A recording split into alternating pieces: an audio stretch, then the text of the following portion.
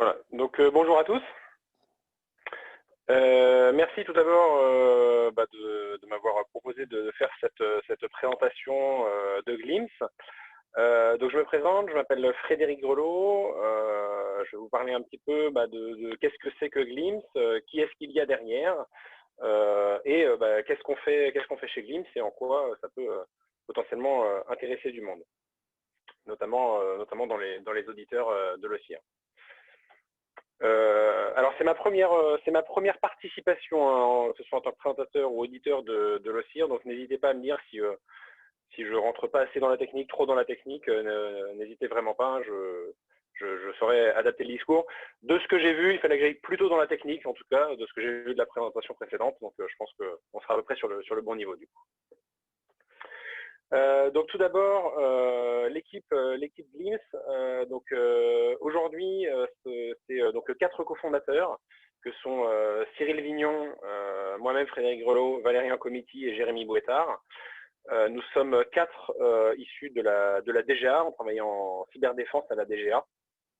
Dans les parties rétro-ingénierie logicielle. On a participé à beaucoup de projets, on a fait pas mal de projets tous les 4 notamment, qui se sont tous plutôt très bien passés. Fort de cette expérience en rétro-ingénierie logicielle, on a décidé, courant 2019, de créer une entreprise pour faire quelque part profiter de notre expertise et notre expérience à la DGA, essayer de faire quelque chose avec ça un peu à l'extérieur de ce qu'on faisait au ministère des Armées. On a été aidé dans ce cadre-là puisqu'on est le projet pilote de la Cyberdéfense Factory, un incubateur créé par le ministère des Armées dont vous avez peut-être entendu parler très récemment puisque hier même, la ministre des Armées Florence Parly est venue nous voir.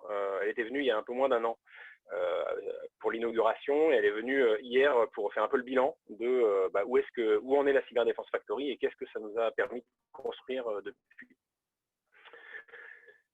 Alors, sur quoi est-ce qu'on travaille chez Glimpse? On va rentrer directement dans le vif du sujet.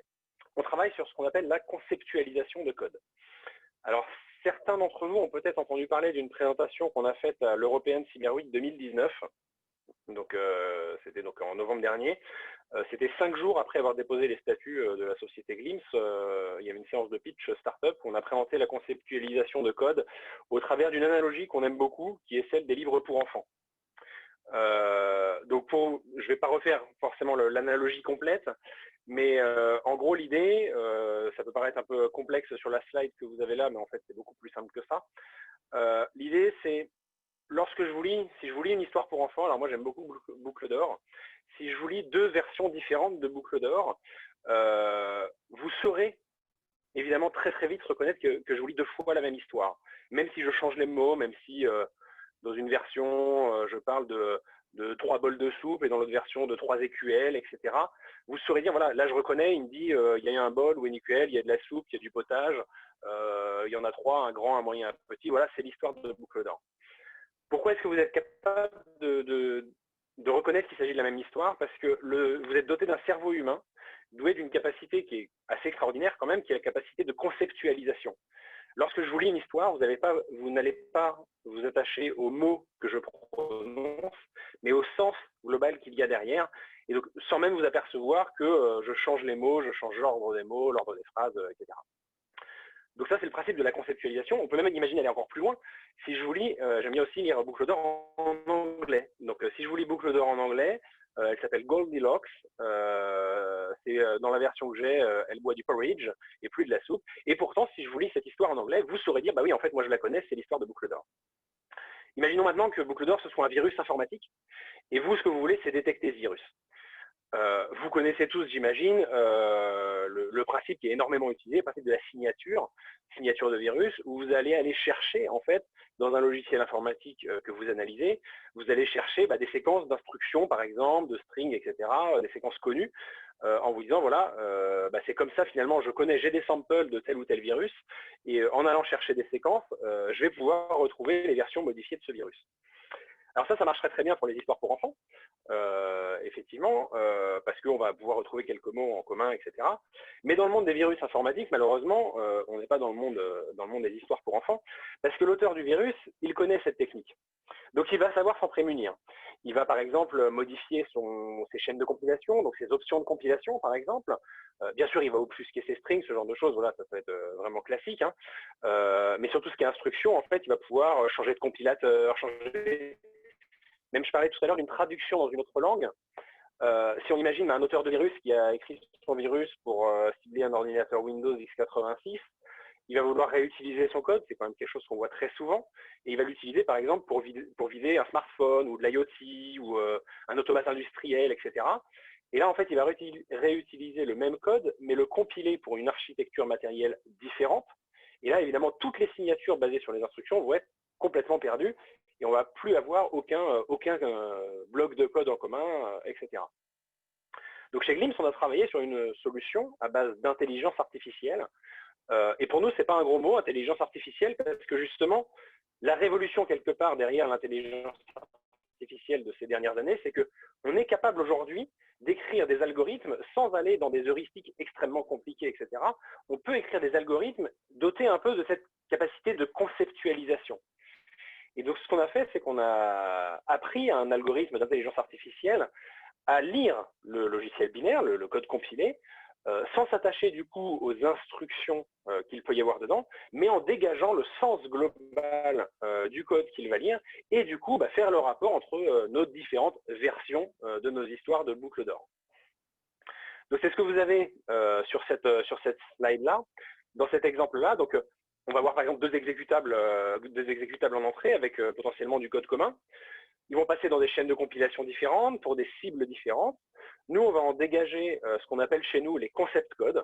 Donc, ça reprend vraiment l'idée du concept chez nous, sur lesquels on crée des signatures. Et après, on va pouvoir faire de la comparaison des signatures de ces concept codes et ainsi détecter le code source commun entre nos différents logiciels binaires. Je ne l'ai pas dit en introduction, mais évidemment, n'hésitez vraiment pas à m'interrompre, éventuellement via le chat, si vous avez des questions, ou si je parle trop vite ou autre. Je vérifie d'ailleurs au passage le chat. C'est bon. Donc, qu'est-ce qu'on fait avec ça? On a construit aujourd'hui deux produits.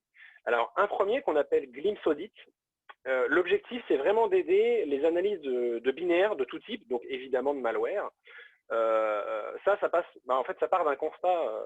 Finalement, c'était notre métier avant, donc on en a bien conscience. Quand on commence l'analyse d'un logiciel binaire, on sait très bien qu'on passe, alors ça peut être quelques heures, ça peut être quelques jours, ça peut être quelques mois. Sur certains projets, on a passé plus de 6 mois à ne faire qu'une seule chose, à savoir analyser du code connu dans le logiciel qu'on a en cours d'analyse. Donc ça, c'est extrêmement rébarbatif, extrêmement fastidieux. Et avec Glimpse Audit, on va détecter en un clin d'œil, c'est un peu l'idée de Glimpse, hein, in a glimpse of an eye. En un clin d'œil, on va détecter tout le code connu qu'il va y avoir dedans.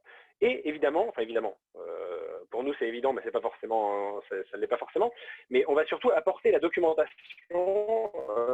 Typiquement, on a un plugin IDA aujourd'hui qui va nous permettre de nommer instantanément toutes les fonctions et tout le code qui a été détecté. Ça, c'est notre premier produit, Glimpse Audit, donc qui est disponible depuis ce début d'année. Et derrière, voilà, donc on sait très bien que ça aide des gens qui vont analyser des binaires, des malwares aussi, parce que comme on se base uniquement sur le code compilé, on peut aussi détecter très facilement toutes les runtimes et les documenter. On peut aussi aider une personne qui aura fait une analyse sur un premier malware à la reporter sur la version suivante de son malware, etc. Mais derrière, une fois qu'on a fait ça, une fois qu'on a identifié tout le code connu, ce qu'on va se dire, c'est qu'évidemment, on va aller chercher les malwares. C'est-à-dire qu'on va, quand on analyse des binaires, on va pouvoir dégager le code connu, regarder vraiment le code spécifique. Et du coup, on a créé derrière Glimpse Malware, dont l'objectif est de détecter, caractériser plutôt qu'attribuer d'ailleurs, je pense qu'il y en a qui auront noté, donc caractériser et analyser les menaces informatiques. Comment on va faire ça? Toujours avec cette même technologie à la base. On va pouvoir détecter tout le code finalement qui va être commun avec les malwares qu'on va avoir dans notre base. Ce qui va être très intéressant, c'est que dans le cas d'une entreprise qui aurait été visée spécifiquement par un APT par exemple, très souvent ce qu'on voit aujourd'hui, c'est que l'APT va effectivement faire les modifications nécessaires pour masquer ces signatures. Et nous justement, comme on va chercher les concept codes, s'ils s'amusent réécrire le code différemment, à le recompiler, même donc à changer d'architecture, on va pouvoir le détecter quand même. Ce qui va être intéressant dans cette technologie, c'est qu'elle va être applicable non seulement au système classique x86, mais également aux autres. Alors aujourd'hui, il y a évidemment des solutions, on peut faire des signatures sur les malwares des autres architectures, mais quelque part, aujourd'hui, on a énormément de samples de telle ou telle famille d'APT qui visent les ordinateurs sous Windows, mais on n'en a pas forcément sur les automates industriels.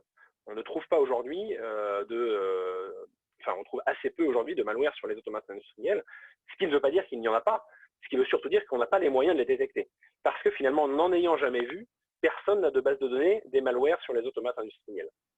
Nous, justement, le gros intérêt, c'est que comme notre technologie fonctionne en cross-architecture, on va pouvoir alimenter une base de malware uniquement avec des samples x86, en déduire quel est le code spécifique de tel ou tel APT, et du coup aller chercher, que ce soit sur l'IoT, sur l'automate industriel ou sur du smartphone ou un peu tout ce qu'on peut imaginer, les codes qui correspondent et qui sont donc issus de la même source. Donc, nos deux produits aujourd'hui, donc Glimpse Audit, ils fonctionnent en plusieurs étapes. D'abord, on va avoir une partie d'extraction du format de fichier pour essayer de regarder tout ce qui va être un peu format conteneur, en fait, donc les zip, les tar, etc. Ensuite, du coup, on peut faire une identification de tout le code qui est compilé en statique, ce qui va être très intéressant parce qu'on va pouvoir très vite, effectivement, par exemple, donner toutes les CVE associées. Donc ça, dans un audit, ça va permettre de gagner énormément de temps. Et pour l'auditeur qui veut aller plus loin, on va documenter tout le code connu avec aujourd'hui un plugin IDA, très rapidement des plugins Ghidra et WinDBG. L'objectif étant vraiment que l'analyste puisse utiliser les résultats de Glimpse Audit dans toutes les phases de son analyse et ainsi gagner énormément de temps. Pour Glimpse Malware, on va aller plus loin, on va les mettre beaucoup plus loin. Et c'est aussi la raison pour laquelle Glimpse Malware est arrivé dans un deuxième temps. Donc Glimpse Audit était disponible en début d'année, Glimpse Malware plutôt à l'été. Parce que Glimpse Audit, quelque part, la personne qui fait son audit qui va s'étaler sur plusieurs semaines, voire plusieurs mois, si l'analyse met 10 minutes, voire 1 heure, voire 24 heures, même à la limite, le temps gagné derrière est tellement important que ce n'est pas vraiment un problème. En revanche, lorsqu'on va vouloir travailler sur des malwares, il faut être beaucoup plus réactif. Donc, c'est pour ça que là, on va aller beaucoup plus loin. On a développé du coup notre produit Glimpse Malware autour d'une architecture qui nous permet d'ingérer du flux et d'analyser les malwares beaucoup plus rapidement. Aujourd'hui, on est sur de l'analyse du code, donc ce qui va donc les étapes de chargement du binaire, d'analyse et corrélation avec notre base, etc. Se font en quelques secondes, ce qui n'était pas forcément un objectif sur Glimpse Audit. Donc, qu'est-ce qu'on va faire du coup dans Glimpse Malware? On va faire la partie détection évidemment avec de la corrélation interarchitecture. On profite justement de cette orchestration, de l'outil d'orchestration qu'on utilise derrière pour aussi dérouler des étapes d'unpacking. Ça, c'est très important parce que dans les virus, aujourd'hui, je crois que les taux sont de l'ordre de 90% de binaires paquets. Pas forcément toujours avec des binaires, avec des packers très compliqués. Mais du coup, ça va être important quand même de passer cette étape-là et de s'intéresser au code qu'il y a derrière une fois le packer passé. On va analyser aussi, non seulement chercher le code du malware, mais aussi analyser et documenter le code connu. Parce que lorsque l'analyste veut effectivement préciser ce qu'il a dans sa menace, ça va être très intéressant de ne plus passer de temps sur les runtime, toutes les libc, les OpenSSL, etc. Voire même, comme je le disais tout à l'heure, et ça c'est la partie capitalisation des résultats, l'analyse va pouvoir avoir des bases privées où il va mettre voilà, tout mon APT 42, j'ai fait aujourd'hui 50 analyses, je mets tous mes IDB dedans, ou des binaires avec des symboles dedans, etc., que j'ai pu reconstruire.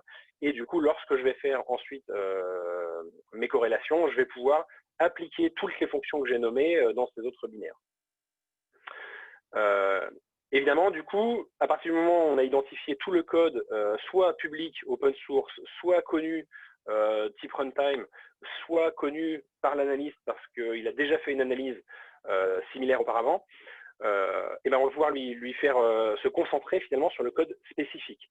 C'est-à-dire qu'à partir de ce moment-là, l'analyse va se dire, voilà, là, il y a du code qui par contre n'a été corrélé avec rien, donc je vais regarder un peu plus dans le détail et ça correspond vraiment au code sur lequel il est nécessaire que je passe du temps, parce que c'est vraiment la spécificité de ce malware-là. Et finalement, si on est sur une menace un peu avancée qui vise vraiment une entreprise spécifiquement, ça va être crucial de se concentrer vraiment sur ce code-là et de ne pas perdre du temps sur du code qui serait extrêmement générique et potentiellement déjà documenté par d'autres.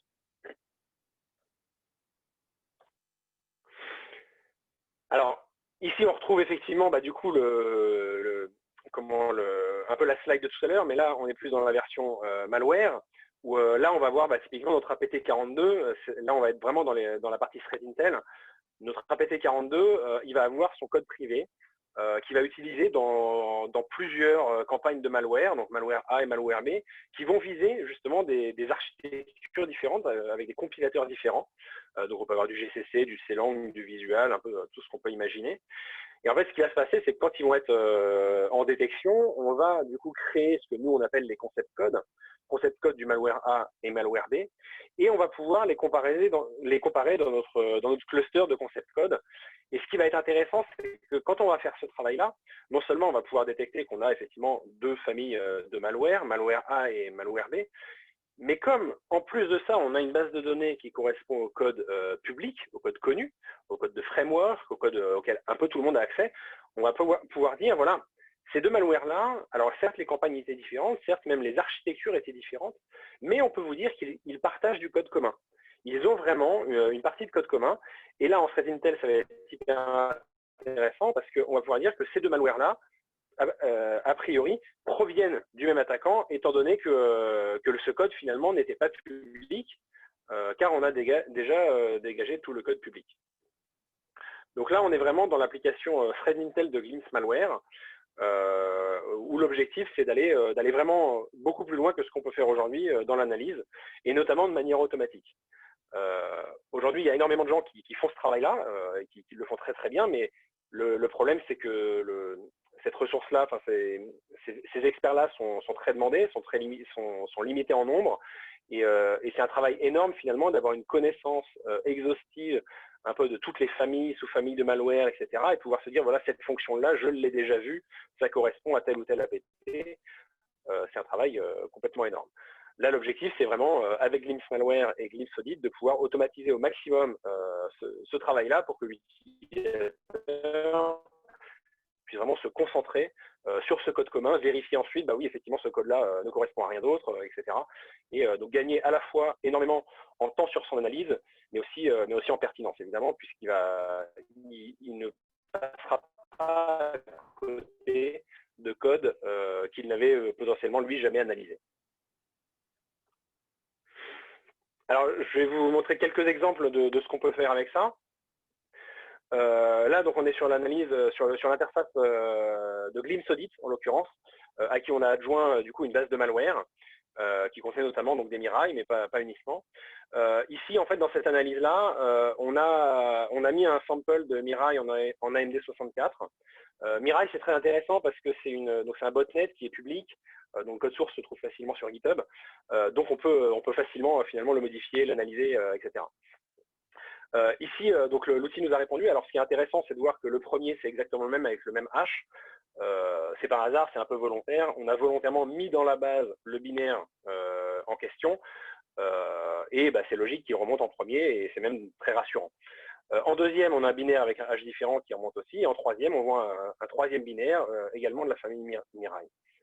Ce qui est intéressant de noter, c'est que là, du coup, notre outil nous a dit, voilà, j'ai des similitudes derrière, alors avec des taux de couverture qui sont moindres. J'ai des similitudes avec une famille Bashlight. Alors, nous, on n'est pas forcément experts de la famille Mirai, donc on est allé chercher, et là, qu'est-ce qu'on a trouvé? Bashlight, en fait, a été le prédécesseur de Mirai, et donc, voilà, il est complètement logique qu'il partage du code commun. Donc là, on était très contents de ces résultats parce que ça montre effectivement la pertinence de l'approche qui nous permet de faire le lien entre des versions différentes finalement du même code. On a fait l'expérience également sur du code en ARM. Donc là, on a pris également notre Mirai, mais cette fois-ci compilé en ARM.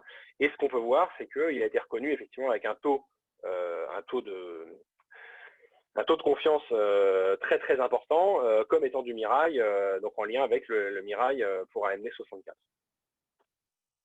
Alors, on a fait aussi l'expérience sur d'autres malwares que pour le coup, on connaissait un petit peu moins. Là, c'était LockerGoga. Alors, LockerGoga, c'était intéressant parce qu'on avait effectivement des samples qui ressortaient. Et là, bah, pareil, un peu comme pour Mirai, on est tombé sur quelque chose comme ProtonBoot derrière. Alors, voilà, aujourd'hui, ça vaut voilà, le résultat de cette analyse. On n'a pas été creusé encore parce que notamment on n'a pas d'analyste dédié Threat Intel pour analyser ce genre de résultats. Mais effectivement, ça nous fait poser la question qu'est-ce que ces deux samples partagent comme code? Est-ce qu'ils viennent d'une même famille ou d'un même acteur? Sur Internet, on n'a rien trouvé de particulier. Donc, la réponse à ça, quelque part, c'est soit il s'agit d'un framework légitime que nous, on n'avait pas effectivement dans nos bases, soit bah, voilà, ces malwares partagent effectivement du code commun et proviennent d'une même source. Alors quand même, pour vous rassurer, on fait aussi énormément de tests avec des binaires qui ne sont pas des malwares. En l'occurrence, bah, voilà, si vous envoyez un notepad.exe, il n'est pas identifié comme étant proche d'un malware, ce qui est également plutôt rassurant. Ce que je peux vous proposer ici, c'est une petite démonstration assez courte en vidéo. C'est dans le cadre de la crise sanitaire, en fait, on a eu beaucoup de demandes, notamment autour du phishing. Donc, on a fait une petite démonstration là-dessus. En fait, on a branché du coup notre technologie de Glimpse sur un serveur mail pour détecter du coup les malwares. Alors, ce que vous verrez ici, c'est l'interface, en fait, je vous parlais tout à l'heure sur Glimpse Malware, je vous parlais d'orchestration. Je vous parlais d'un orchestrateur qui nous permet d'accélérer, de gérer la montée en charge, d'aller très très vite sur les analyses. Et donc là, en l'occurrence, on a branché la technologie Glimpse sur un produit open source issu du gouvernement canadien, qui s'appelle Assembly Line, dont certains d'entre vous ont sans doute déjà entendu parler. Et donc ici, cette vidéo a été faite avec une version avec l'interface Assembly Line et pas encore notre interface à nous que je vous présenterai tout à l'heure. Donc là, typiquement, dans cet exemple, alors je ne sais pas si vous voyez bien la vidéo. Ce qui va être important, ça va être les commentaires que je vais vous faire dessus. On voit bien. Sur la partie droite, on voit bien, très bien, merci beaucoup. Sur la partie droite, on a donc un client mail configuré avec deux utilisateurs, user et evil, qui vont s'envoyer des emails. Et sur la partie gauche, on a donc l'interface back-end d'Assembly Line. Voilà. Donc là, l'intérêt d'Assembly Line, c'est que ça nous permet, nous, aujourd'hui, de développer une interface avec des vues simplifiées, etc. Mais pour l'analyse qui voudrait aller beaucoup plus loin, il y a aussi tous les détails de cette interface-là. Donc la première attaque, premier exemple, c'est un sample de Mirai, donc compilé pour ARM, qu'on va effectivement envoyer en pièce jointe. Donc Ivo va envoyer son mail à user. Il va passer dans le serveur mail qui va le faire basculer sur notre infra. Et là, il a déjà été détecté. Voilà, donc comme je vous disais, là, ça va quand même assez vite. Il a été détecté comme malicieux. Et plus précisément, vous pouvez le voir ici, notre plugin, finalement, Assembly Line Glimpse Correlate, montre que, voilà, on l'a corrélé avec du Mirai ARM. Ce que vous voyez en dessous, c'est qu'il y a un plugin, donc Windows Defender en l'occurrence, qui dit qu'il s'agit d'un Mirai. Deuxième attaque, on a passé 30 minutes à modifier le code source de Mirai pour modifier les strings et juste le recompiler, sans même, si je me souviens bien, changer les options de compilation. En changeant les options de compilation, parce que sinon les antivirus détectaient effectivement malware. Et en fait, ce qui se passe dans ce cas-là, vous allez pouvoir le voir, c'est que les antivirus, pour le coup, ne le détectent plus. Mais nous, on va quand même le corréler avec un excellent score, avec des samples Mirai.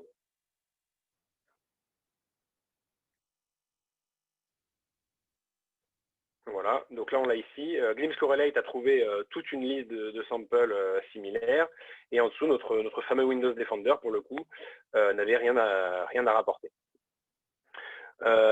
Troisième exemple, c'est ce qu'on appelle chez nous les poupées russes. Ici on a un fichier zip qui contient un Excel, qui contient une payload paquet, qui contient un ransomware LockerGoga. Et donc là, c'est vraiment pour montrer quelque part les capacités de l'orchestrateur à extraire chaque couche et laisser vraiment la technologie Glimpse travailler sur la dernière couche pour faire sa détection. Voilà, vous pouvez voir que le prochain exemple sera un mail de phishing vers le bureau des légendes. Et donc à gauche, on voit que ça a été extrêmement rapide, la détection s'est faite, on a l'arbre de l'ensemble des fichiers qui ont été dépaqués, et avec à l'intérieur notre Locker Goga qui a été détecté comme tel. Dernière attaque, ça c'était pour montrer, justement parce que c'était quelque chose qu'on nous avait demandé, quitte à voir ça, on a fait un petit plugin qui travaille sur les emails pour aller faire de la détection d'URL de phishing. Donc l'intérêt, c'est que comme on fait l'unpacking, on fait les extractions, etc., même si on avait été dans une pièce jointe ou dans un zip ou si ça avait été une URL dans un binaire, on aurait effectivement pu identifier l'attaque en question. Le fichier est arrivé à gauche. Et nous avons il a été effectivement identifié comme un phishing. Le dernier exemple, parce que comme toujours, on aime bien aussi prouver que quand il ne s'agit pas d'une attaque, on ne détecte pas une attaque. Donc si vous envoyez notre fameux notepad.exe, mais ça marche avec les autres, rassurez-vous, il ne va pas être identifié. Alors quand même, pour le coup, il va être noté comme highly suspicious par le produit, parce que je ne sais pas si vous envoyez souvent des fichiers exécutables par email. Moi, c'est assez rare généralement, et en tout cas, noter comme highly suspicious un fichier exécutable qui soit envoyé par email, c'est quand même assez logique. Donc là, on a bien notre utilisateur qui a reçu les emails identifiés avec donc une information et un identifiant qui va lui permettre éventuellement d'appeler son SOC et de dire voilà pourquoi est-ce que cet email a été bloqué, et le mail légitime qui est effectivement passé. Donc voilà pour la démonstration. Je vais repasser sur la présentation et notamment pour vous parler de la suite.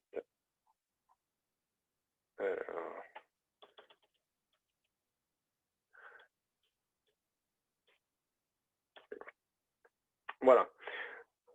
Donc qu'est-ce qu'on a fait comme dans Glimpse Malware? Comme je vous disais, on a vraiment intégré notre technologie finalement au sein de l'orchestrateur que vous avez pu voir là.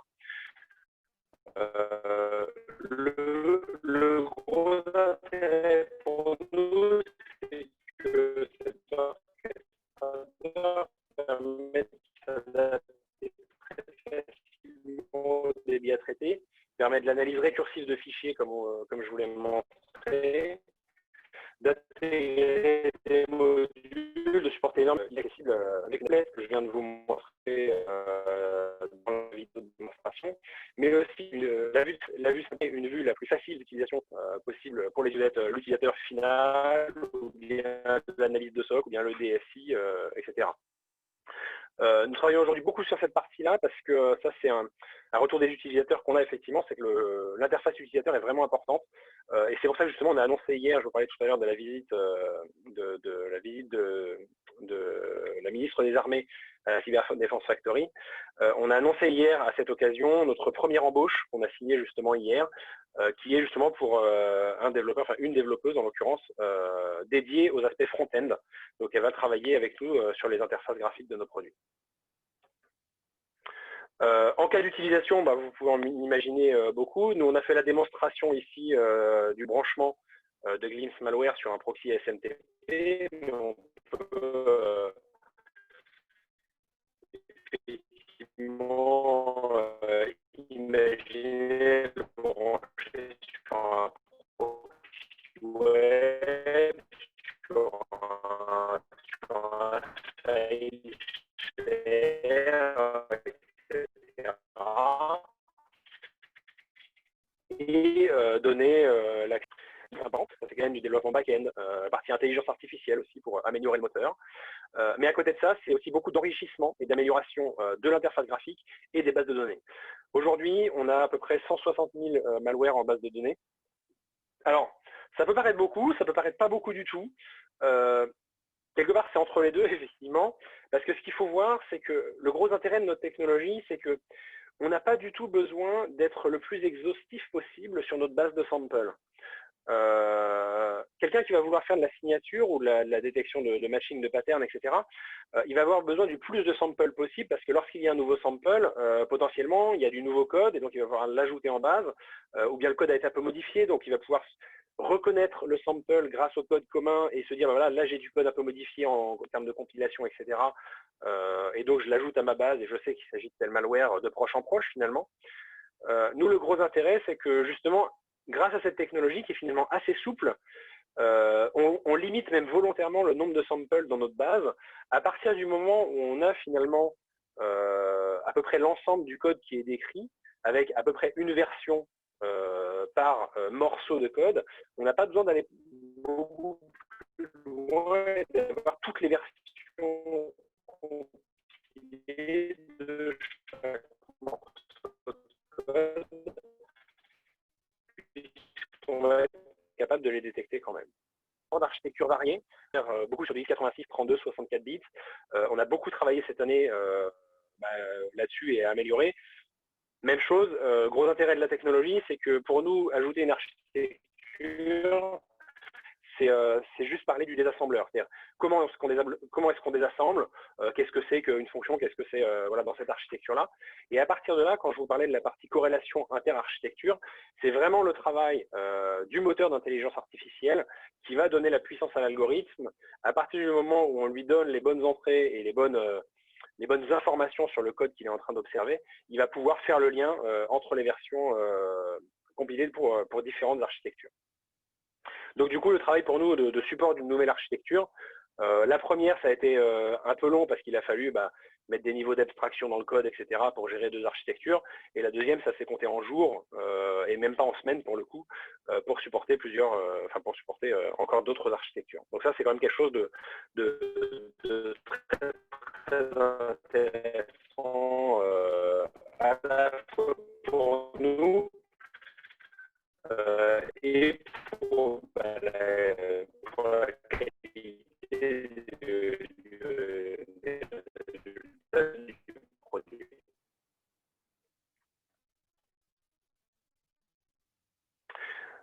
Donc, il nous va beaucoup à votre micro.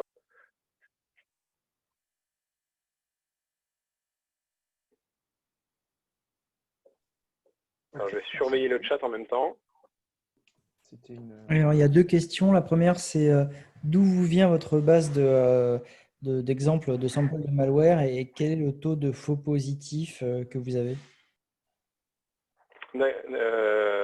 Alors, sur la base de samples de malware, aujourd'hui, on est sur de la source ouverte. On observe un peu les flux de sources ouvertes de malware assez connus.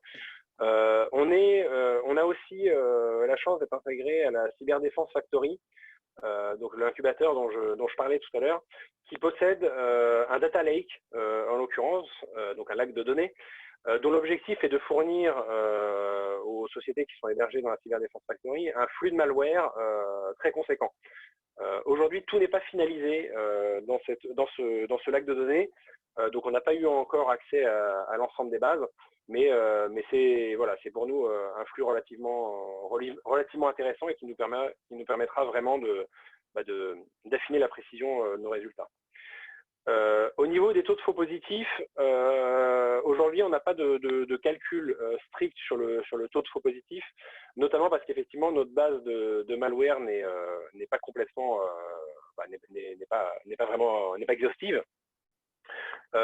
Mais on travaille, notamment, là, on a une expérimentation en cours qui va vraiment nous permettre de détailler ce point-là.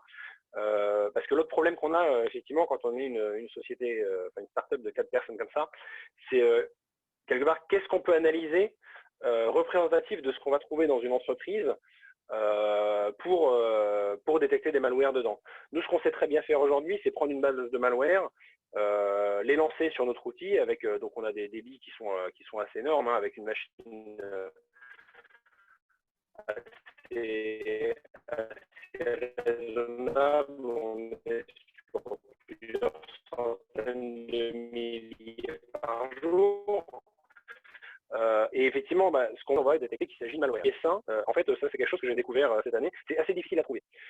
Donc là, comme on a une expérimentation qui va bientôt commencer avec une société que je ne pourrais pas nommer, ça va être justement pour nous l'occasion de nous brancher sur un flux interne de l'entreprise et vraiment d'analyser tous leurs fichiers. Et ça va être extrêmement intéressant pour nous parce que ça va nous permettre justement d'avoir des vraies valeurs sur les faux positifs. Il y a des questions dans le chat.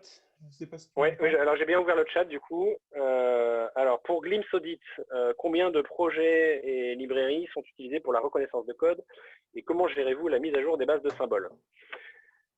Aujourd'hui, on est sur, si je ne me trompe pas, on est sur 2 millions de bibliothèques, donc 2 millions de fichiers, quelque part, qui correspondent à 150 000 familles de bibliothèques.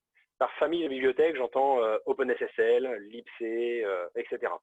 Donc on a 150 000 par bibliothèques différentes, ce qui correspond à 2 millions de fichiers.